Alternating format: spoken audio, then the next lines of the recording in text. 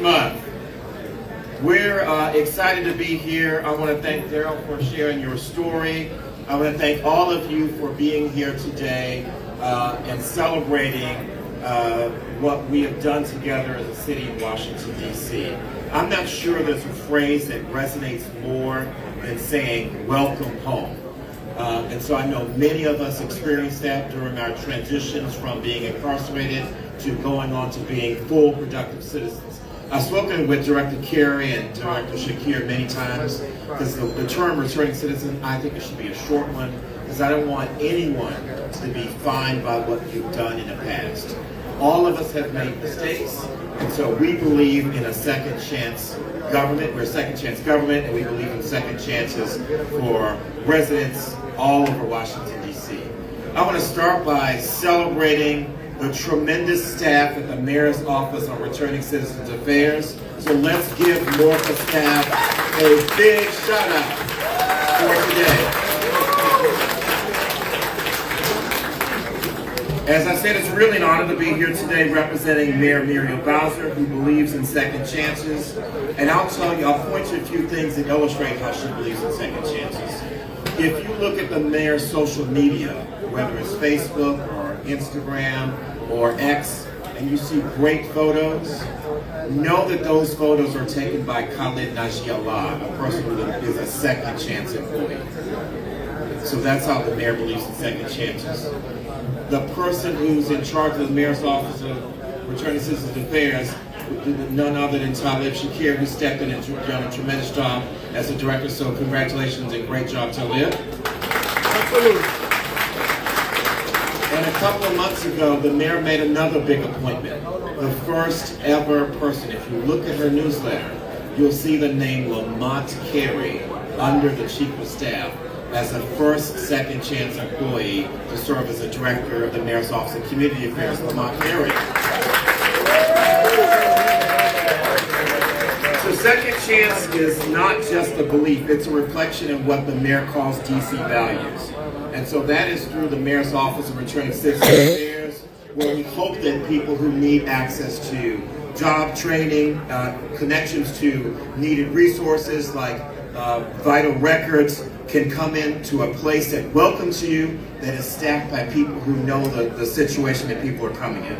And we know the mayor also said, Morca is not the only place for second chance employees in my administration.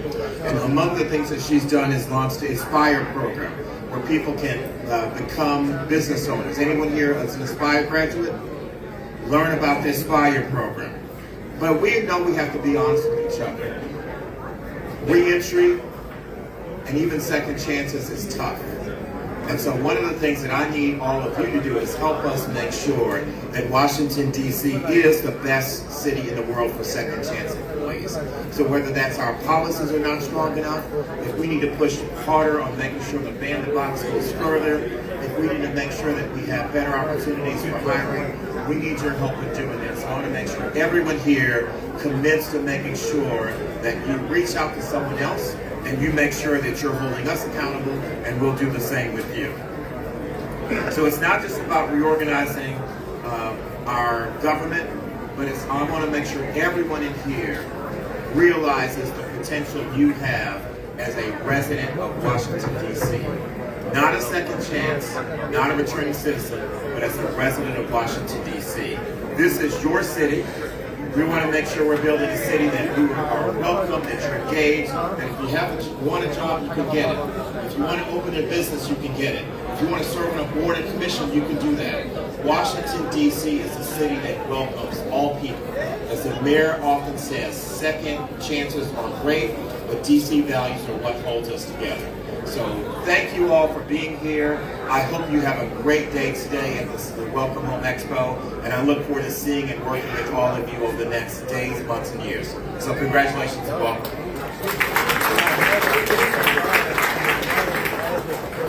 Next up to the microphone, and by the way, I'll be Daryl, even though it's David. It's all good. The next person I'm going to call up to the microphone is another director, and that director is, as mentioned earlier, the director of the Mayor's Office of Community Affairs. my brother, Lamar Kelly.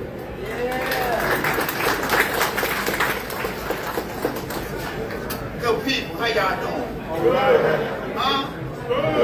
Y'all sound a little quiet to be enjoying the second chance one. This is welcome home. Welcome home, ladies and gentlemen. Man, I am so proud of you. I don't care if you just came home today or if you have been home decades. You made so many things possible. Because of you, you taking the chance to vote, you taking the chance to advocate, you taking the chance not to give up when you hear them no's, even made it possible for an individual like me to be appointed not only to be a director one time of the mayor's office on returning citizens affairs, but like Deputy Chief Walker just said, 6 months ago I was just appointed again to oversee 10 other agencies, ladies and gentlemen. So I'm saying this to say, you did this, right?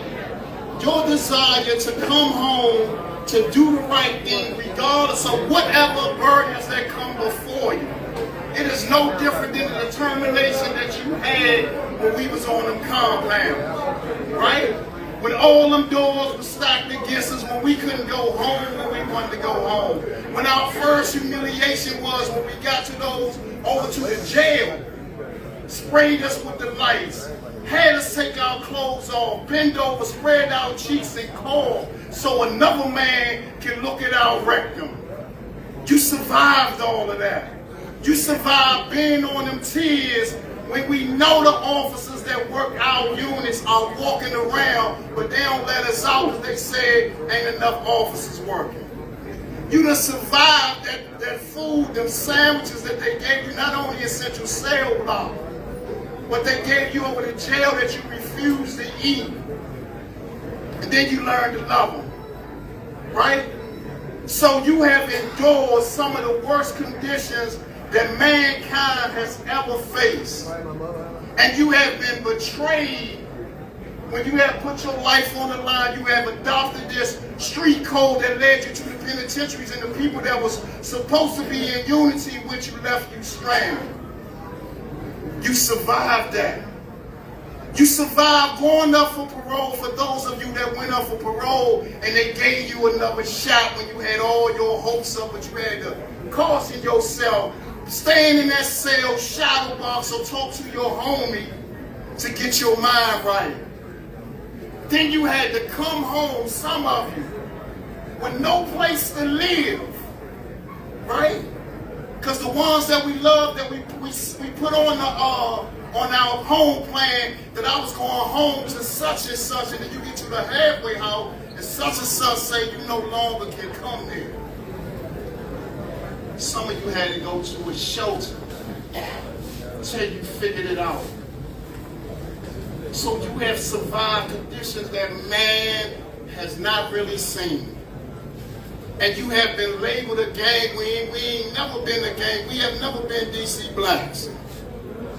But we have overcome label after label after label. But now I see plenty of you in this room that have graduated from Walker's Georgetown Paralegal program, right? I see plenty of you that's in here that graduated from Walker's CDL program.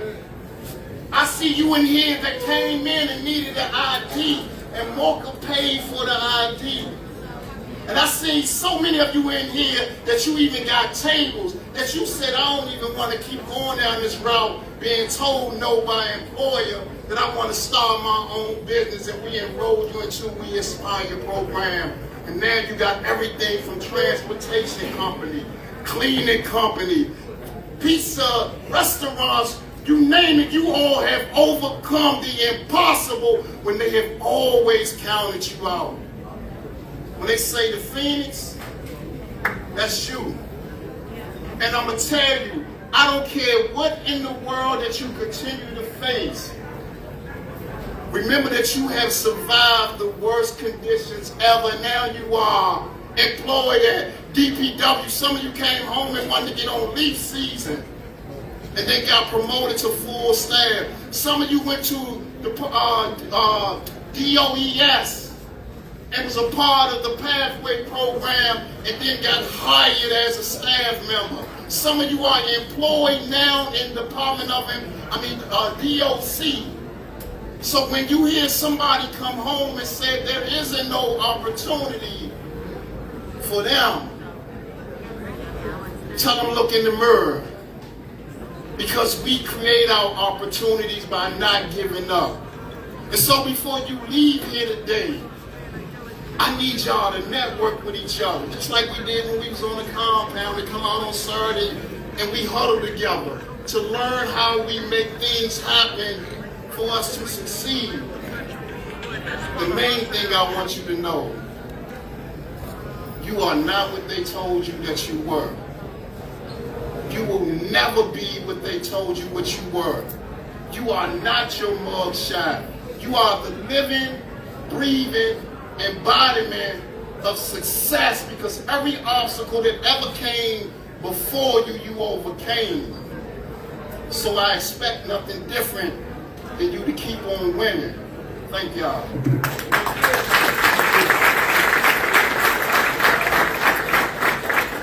Very, very powerful words, and I just want to say, to touch on what Brother Lamont mentioned, you know, there's a lot of people in this room, and there's a lot of opportunities in this room. You really just have to be ready to show up for it. You know, I'm a branch manager of a DC public library. There's only 26 in the city, and for a minute I was the only black male as a branch manager running one of these branches. And what I'm telling you is, I'm nothing like I used to be. And there's a really important message that needs to be sent out to the community for those people who sometimes think they know you, or they see a certain type of energy and they misread it. Like, I'm not angry, I'm just serious about what I'm talking about. How does that translate into aggression and anger, and some of you feel threatened? As a black man, I always have to be conscious of how that's perceived. But let me tell you something. I got little babies that when they see me walk into the library with their mother and their father, they run to me like I'm a member of their family. And their fathers is all right with it because their fathers be in the library with their children and their wives or their girlfriend, doing the work that a library does. Do you understand what I'm saying? Like, I get to be this man that, despite whatever might have been in my hand as a youth, shooting at something, now I'm just hugging babies and telling my teens when they walk in, and some of my other staff are a little nervous, but when 4 or 5 come in with their masks, I'm like, Tyrone, take the mask off. Chief, take the mask off, and let me get the PS for you. And they take it off, because they understand the space that has been created in the library, which is a space that's a community space for everybody.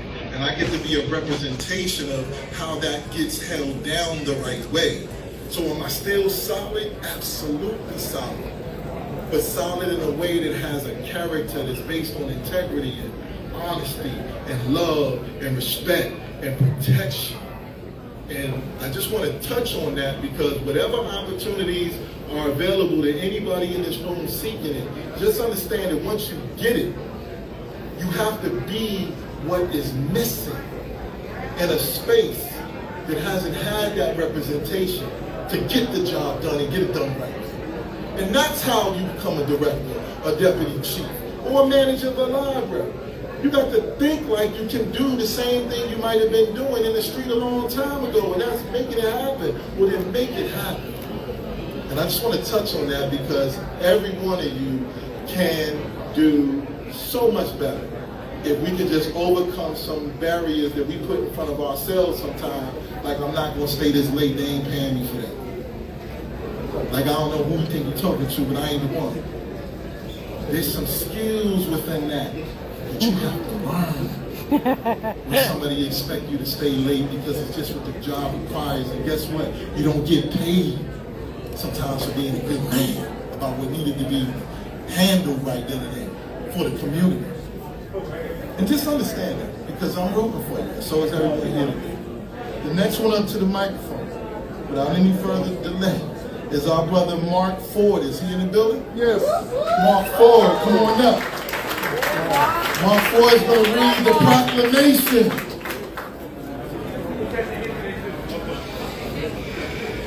How everybody doing today? Thank everybody for coming out. This is the proclamation from the mayor, like Deputy Walker said, that she takes it real serious. She's really sincere, she's authentic, and she cares. He mentioned one person, but she got other people around her daily that's a part of her inner team that's returning citizens. This is the Second Chance Month proclamation from the mayor, April 2026. Whereas Second Chance Month is observed naturally in April, it underscores the importance of reentry support to promote public safety and dignity. Whereas the Mayor's Office on Returning Citizens Affairs, WELCOME, serves as the district's coordinating advocacy agency for reentry, connecting previously incarcerated residents every day to essential programs and services in employment, health, education, housing assistance, and social services through individualized case management. Whereas WELCOME partners with stakeholders and advocacy groups to meet the immediate needs of returning citizens. They create and operate innovative programs and initiatives that promote elevation within the different socio-economic groups of the returning citizen population to align with the notion that individuals are not the sum of their worst mistake, but the courage they show afterward. Whereas by maintaining specialized divisions, activities such as case management, workforce development, reentry peer navigation and outreach, MOCA coordinates referrals, reduces barriers to employment, and builds interagency partnerships residents rely on throughout their reentry journey. Whereas, in the past 18 months, MOCA's ongoing community engagement and volunteer opportunities have included serving 7,716 residents, providing 10,917 referrals, launching 10 new initiatives, and awarding $310,000 in funding to organizations seeking to assist and hire returning citizens. In addition, in FY25, the Office of Victim Services and Justice Grants managed $12.5 million in local and federal funding for reentry services. Now, therefore, I, the Mayor of Washington, D.C., do hereby proudly proclaim April 2026 as Second Chance Month in Washington, D.C., and do command this observance to all Washingtonians. Mayor Mirabal.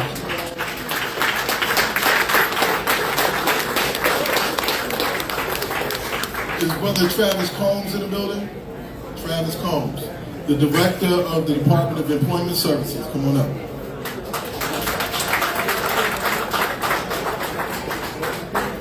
Thanks, everyone. I would love to say I'm the director, but I'm not the director. I'm the Associate Director of the Office of Talent and Client Services. Good afternoon. It's an honor to be here, and thank you today for allowing us to join you here at Second Chance Month. The time when we recognize something simple but powerful. People are more than their past, and everyone deserves a real opportunity. And something that David said earlier was opportunities. They're here for you, and you're going to get to meet and greet a lot of people behind those curtains today. At the DC Department of Employment Services, our mission is to connect DC residents and job seekers with employers, opportunities, and resources. We work with returning citizens who are ready to take the next step, people just like you who are motivated, capable, and prepared to work, but who may need access, support, and a fair shot to get home. And that's where we come in. At DOES, we've built a workforce system designed to meet DC residents where they are, because no two paths back to the workforce look the same. Through the American Job Center, we provide comprehensive in-person support. This includes job search, career counseling, skills assessments, resume development, interview preparation, and direct referrals to job opportunities. But more importantly, it's about having someone in your corner. They offer special services for veterans, returning citizens, and individuals with disabilities, as well as youth. For DC residents who need to rebuild their work history or gain experience, we offer work experience programs, or WEX programs, These are paid opportunities to allow participants to step back into the workforce, develop skills, and demonstrate their readiness to employers. We also invest in on-the-job training programs where skills that lead to long-term success. For those ready to build or transition into a career pathway, we connect residents to occupational skills training aligned with your in-demand industries in hospitality, healthcare, construction, IT, and more. The Office of Talent and Client Services here today supporting the hiring event also hosts targeted hiring events and interview-only recruitment sessions where candidates are pre-screened and matched with employers ready to hire. In many cases, this leads to the same-day interviews or even on-the-job spot or on-the-spot jobs. Today, we're conducting 105 interviews with 6 different employers. But beyond these core services, we've built specialized programs that create real long-term career pathways. Through the Office of Apprenticeship, we've connected DC residents to registered apprenticeship programs, structured and earn and learn programs, and opportunities that combine paid work and hands-on training. The Division of State Initiatives, who have people here today as well in the back corner of the room, they are focused on providing innovative, targeted workforce solutions, developing new programs for returning citizens, and partnering with community organizations just like MORCA to ensure that returning citizens and other priority populations have access to meaningful opportunities. Programs like Project Empowerment, 3-week job readiness training program with 6 months of subsidized employment and job coaching. And through the DC Infrastructure Academy, we prepare residents for careers in the district's major infrastructure investments, means training aligned with real projects in transportation, utilities, construction, so that participants can step directly into roles that are building and shaping the future of the city. And more importantly, DC residents navigating reentry, we work in close partnership with many organizations in the Mayor's Office of Returning Citizens Affairs and other community providers to ensure that support goes beyond employment. Because we know that success in the workforce is connected to stability in every part of your life. To the employers and organizations, second chance work is not charity work, it's strategy. It strengthens the workforce, supports our economy, and builds safer and more stable communities. And to the returning citizens in the room here today, your past doesn't define your potential. There are real opportunities available to you here today, and we're here to help you access them. Thank you and welcome home.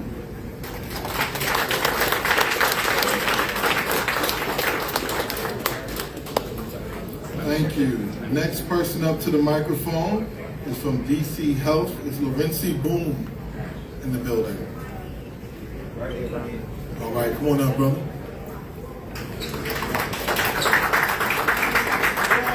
All right, so you're one of our partners, and we'll be thanking you for a lot of the health resources you provided today, brother. I actually was asked to speak because I told you I'm not really a whole lot of background about my past, but I did grow up in DC, the Southeast, in the heart of DC, which I'm very proud of.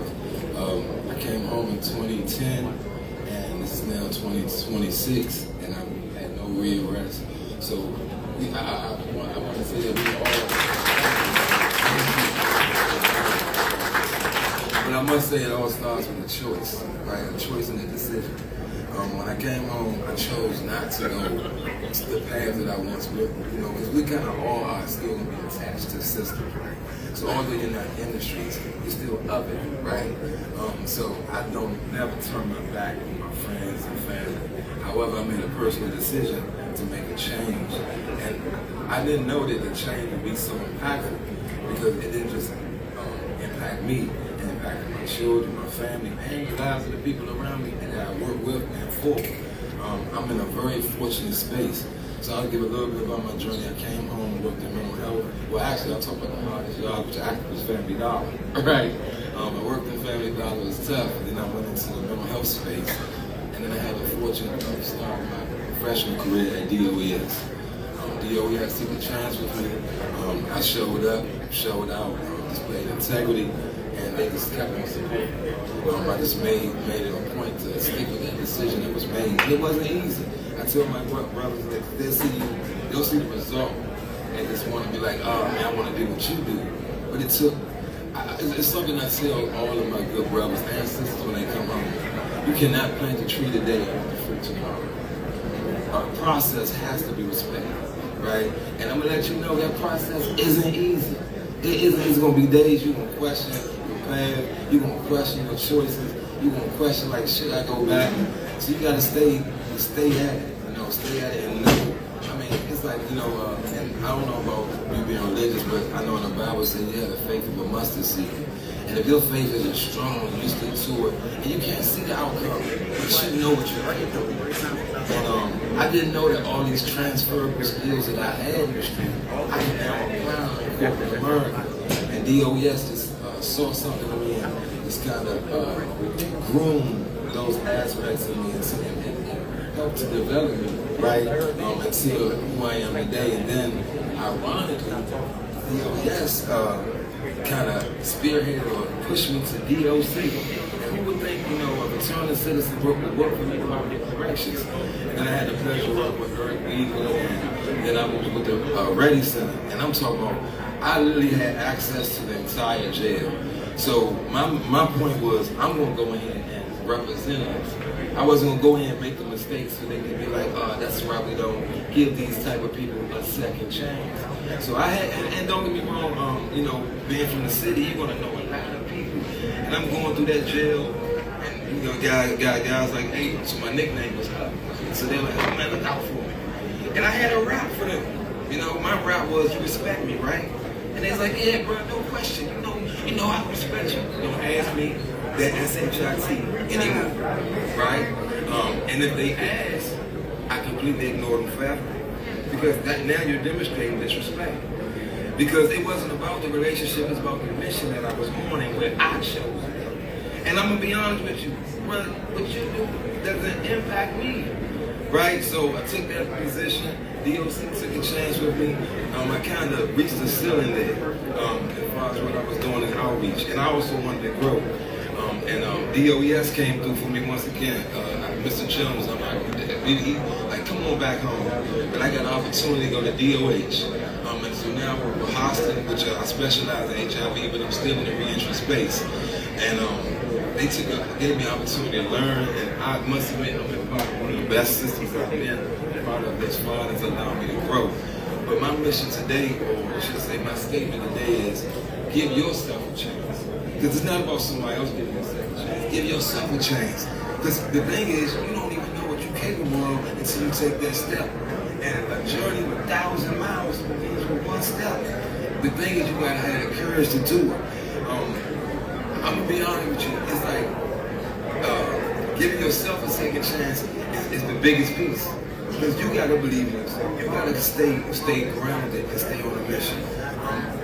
I'm gonna be honest with you, it is a pleasure to work amongst the guys who are with this work amongst this population, because you are actually living a change, right? You're being the example. And it's a heavy load to carry, because people are already looking at you, and they're holding you high regardless of having expectations. But the thing is, it's also rewarding, right? And then just knowing that you're supported by the people that help get you. But I want to say this before I go. What we created in DC does not exist nowhere in the country. These type of chances, type of reentry community that we have right here, we gotta embrace it and also keep on at it, because we don't know what the next administration is gonna do, y'all. So we gotta stay grounded. We gotta make it happen. But recognize it's us that's doing it. So when they say iron sharpens iron, that's exactly what it means. It means that you need to go get it and bring the brothers back with you, right? But don't put them in the to the point where you can't move the and the sisters. Can't do it without you. So I just want to thank y'all for an opportunity to allow me to share. But give yourself a chance, because the chances are there. So seize the opportunity, seize the moment, but most importantly, believe in yourself.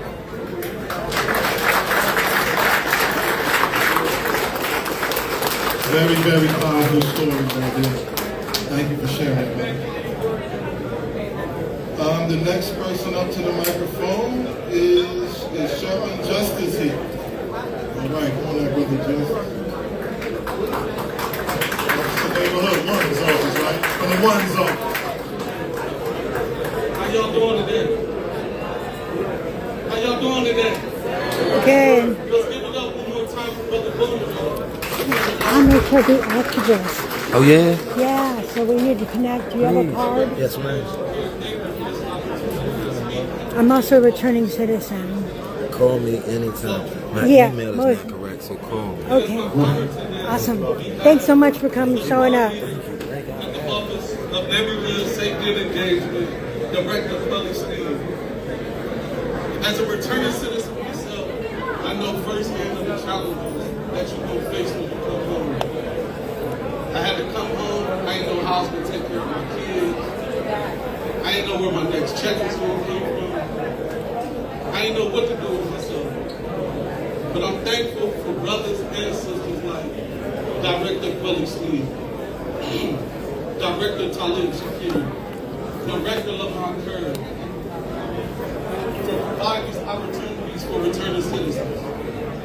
Their faith, their guidance, and support reminded me that second chance is not just possible, it's powerful. But thinking about my journey, y'all, it was back in about January 2013. I've been home about a year now. I made that change in my head that I wanted to change my life around. So I went to Morgan. It was 2013. I asked them for help.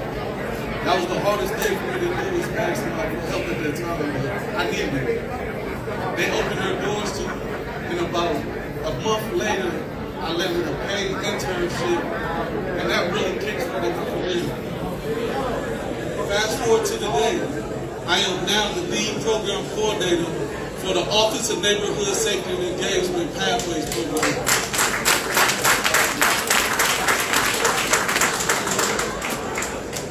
And like one of my accomplishments and goals when I was incarcerated, I wanted to take my kids somewhere and do something different with them. And I'm blessed to be able to say that I took my son and my daughter to Thailand, got my passport, and I've been doing everything that I was supposed to do, and God has been making a way for me.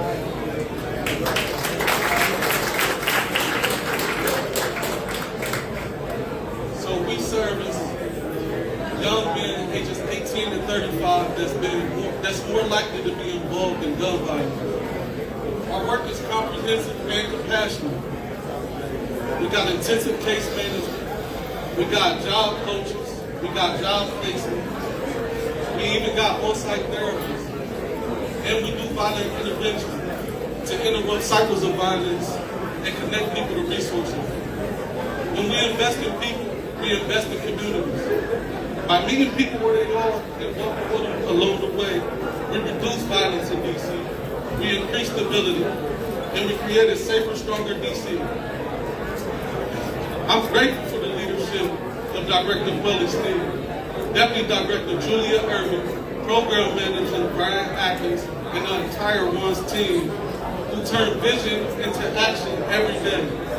I invite everybody here to just stay engaged, even if it's through advocacy, if it's through volunteering, or even if it's just to come out and support the returning citizens at the ONE's office. Together we can create opportunities and strengthen communities and keep our streets safe.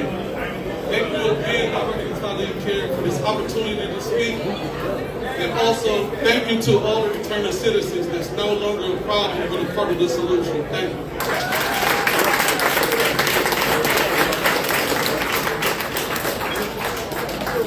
Okay. We are not going to hold you much longer. We want to get you. You got one of my pieces of paper. Was the ticket? The most important too, by the way. Thank you. We are not going to hold you much longer. We want to get this expo started.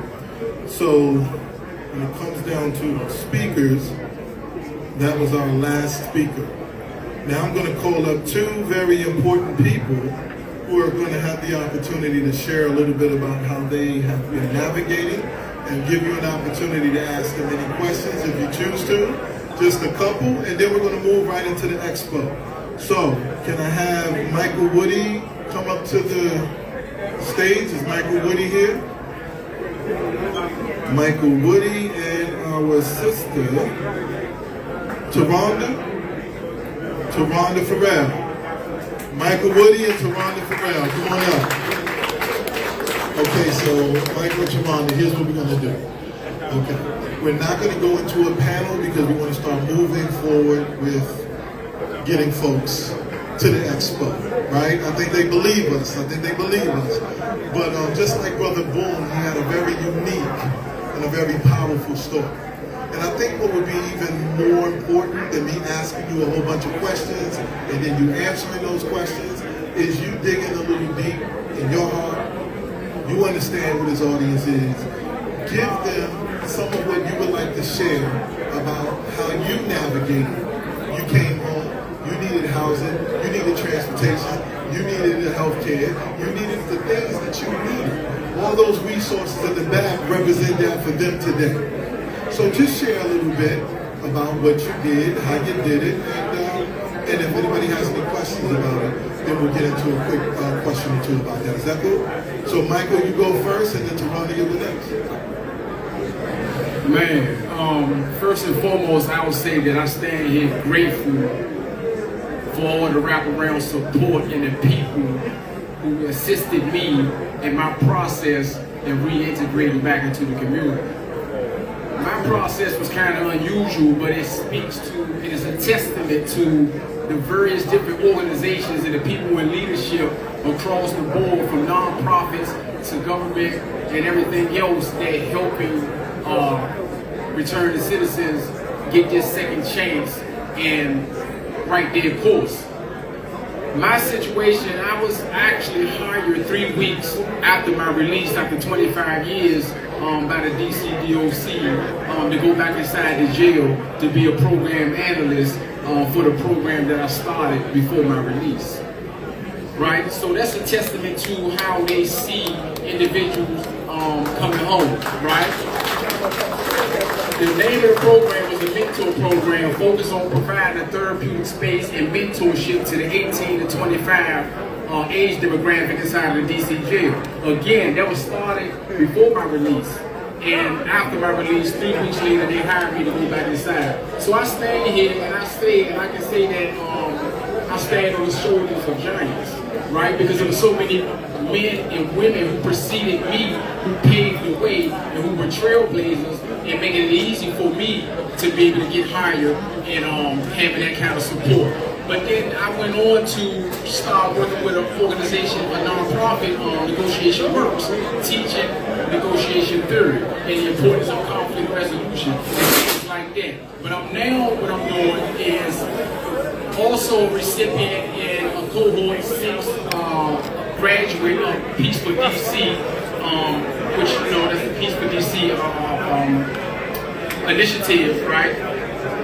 Where they bring in so many different people to support us in ways to learn and better our skill, our craft, and helping others in that mentorship space. I went on through that, and I'm also a recipient and support of the Department of Local and Small Business Development, where I received grant and educational support to further expand my business. My company is MADE, which stands for Making a Difference Every Day. My aim is to have a social, environmental, and economic impact. It can be something as simple as just a smile, a hug, a handshake. You can make a difference in so many ways, but I'm still mentoring and supporting and doing, helping people in ways in which that I can. But all that was made easy by the support that I received.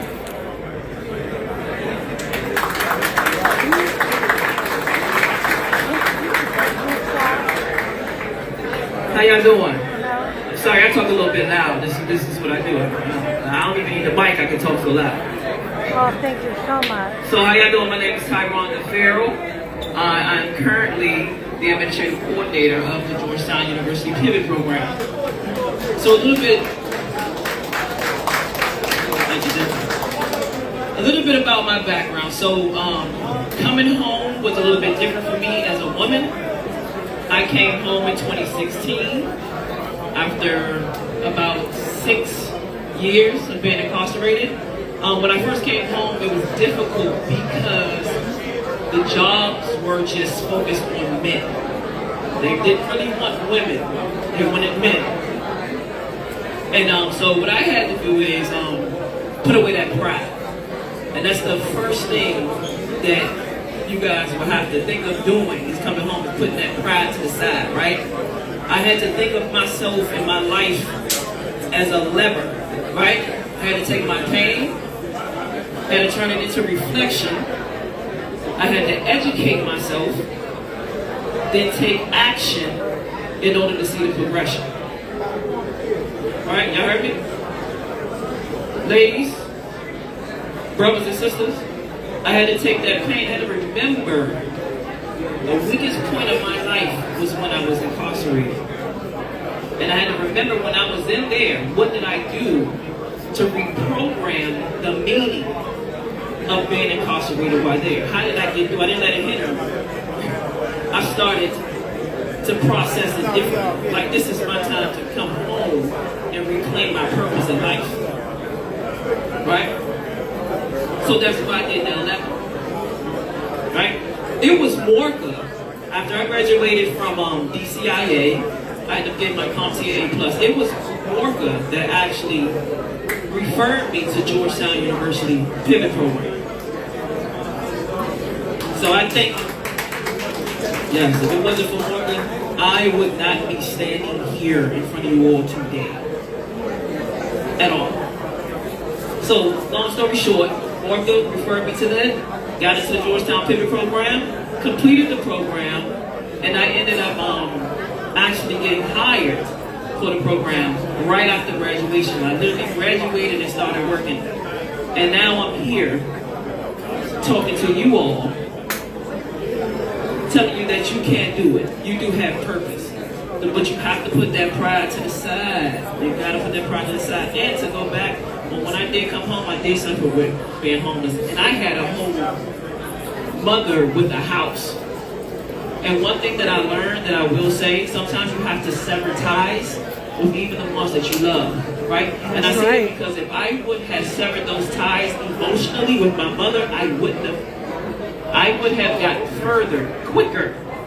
But because thinking of them, I went back home to them because they wanted me to come there. If I would have stayed and thought about myself, I wouldn't have had the first 5 years of my life struggling, trying to figure out what to do.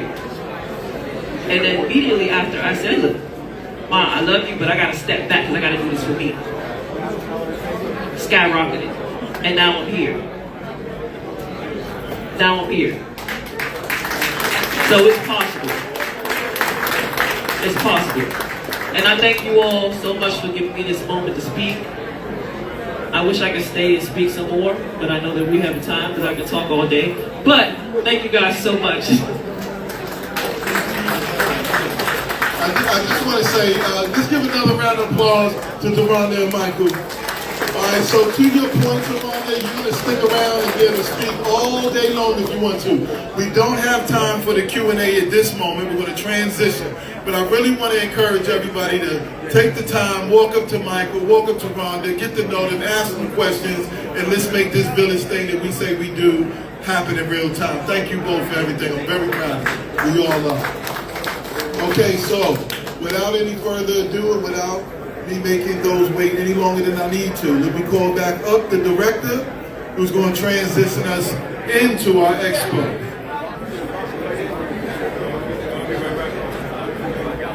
All right, everyone, we're going to wrap this one here up. First, I want to say again, thanks for coming out. Thanks for sharing your stories. One thing about us, boy, you give us a microphone, we'll talk forever, right? I come from being locked up in the cell, they got nobody to talk to. So that's one thing I know. Yeah. It's one thing I know about us. Sometimes we just need to share our stories. I also want to thank Chef Reese who's out here today. Other people who brought food boxes for us to eat. Now's the time to go and enjoy the resources like everybody is anxious for that. With that, everybody enjoy the rest of the event and the rest of the